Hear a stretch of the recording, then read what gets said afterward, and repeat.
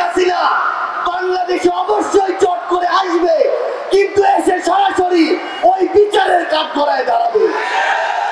আমাদের এই বাংলাদেশ আর কোন নতজানু পররাষ্ট্রনীতিতে বিশ্বাস করে না।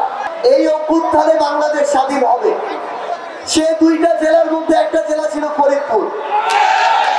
আমরা আমাদের জায়গা থেকে দেখেছি যে কিভাবে ওই জুলাইয়ের দিনগুলোতে আপনারা কয়েকজনকে নিয়ে এই ফরিদপুরে সংগ্রাম করেছেন, কিভাবে আপনাদেরকে ছাত্রলীগ, যুবলীগ, আওয়ামী লীগের সন্ত্রাসী ক্যাডাররা হামলা করে রক্তাক্ত করেছে।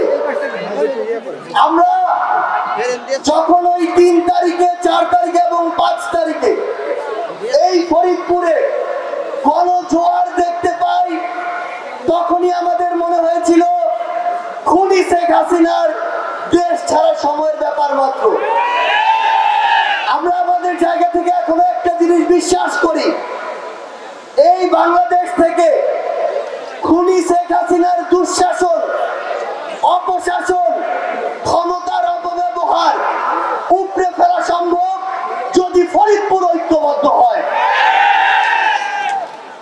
ওই গোপালগঞ্জের চারপাশে এই ফরিদপুর, মাদারীপুর, শরীয়তপুর, রাজবাড়ী কিংবা বাগেরহাট, খুলনা যদি ঐক্যবদ্ধ হয়, এখনো যে রক্ত বিপাসু, ক্ষমতা বিপাসু কিছু দোসর গোপালগঞ্জের আনাচে কানাচে লুকিয়ে আছে, তাদেরকে ওই তাদের শিকড় সহ উপড়ে ফেলতে খুব বেশি সময় লাগবে না। আমরা শুধু আমাদের জায়গা থেকে আপনাদের এখানে প্রথমে একটি কৃতজ্ঞতা জানাতে চাই। এই কৃতজ্ঞতা সে কারণেই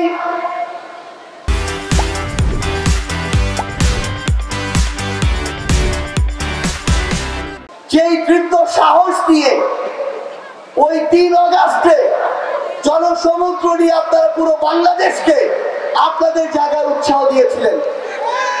আপনাদের প্রতি কৃতজ্ঞতা এই কারণে যে যখন পুরো বাংলাদেশের মানুষ মনে করছিল যে খুনি হাসিনার দোসরদেরকে দিয়ে এই গোপালগঞ্জ এবং তার আশেপাশের অঞ্চল হয়তো ভরে গিয়েছে, কিন্তু আজকে আমরা দেখছি এই ফরিদপুরি খুনি হাসিনার দোসরদেরকে সমূলে উৎপাদন করার জন্য যথেষ্ট। আমরা আপনাদেরকে শুধু একটি কথাই বলি, নতুন বাংলাদেশ ছাত্র জনতার, তরুণ প্রজন্মের ঐক্যবদ্ধ নেতৃত্বের এক বাংলাদেশ। এই বাংলাদেশে যারা ভালো কাজ করবে আমরা তাদেরকে ভালো বলবো, কিন্তু যারা ক্ষমতার নামে, ক্ষমতায় টিকে থাকার জন্য মানুষের রক্ত আর জীবনকে বিন্দু মাত্র মূল্য দেয় না, তাদেরকে আমরা বাংলাদেশের মাটিতে আর দেখতে চাই না। এই খুনি হাসিনা ওই পার থেকে বলে তার বিরুদ্ধে 200-250 মামলা হয়েছে, তার জন্য নাকি আরো 200-250 খুন করা যায়। আমরা ওই রক্ত বিপাসু খুনিকে একটা কথা বলতে চাই, এই বাংলাদেশে কোন জীবনের দিকে, কোন প্রাণের দিকে আর যদি কোন শকুন দৃষ্টি দেয়, হোক দেশের ভিতরের শকুন, হোক বাইরের শকুন, সেই দৃষ্টির চোখ আমরা উপরে ফেলবো। আমরা আমাদের জায়গা থেকে, আমাদের সামনে আমাদের শহীদ পরিবাররা রয়েছে, তারা বিচারের জন্য আর্তনাদ করছে। আমরা আমাদের এই বিচারগুলো চাই। ওই খুনি হাসিনা বাংলাদেশে অবশ্যই চট করে আসবে, কিন্তু এসে সরাসরি ওই বিচারের কাঠগড়ায় দাঁড়াবে। আমাদের এই বাংলাদেশে অবশ্যই যৌক্তিক সময় নির্বাচন হবে, কিন্তু তার পূর্বে এই খুনি হাসিনা যে আমাদের সিস্টেমগুলোকে ধ্বংস করে দিয়েছে, সেই সিস্টেমগুলোর একটি সংস্কার করতে হবে।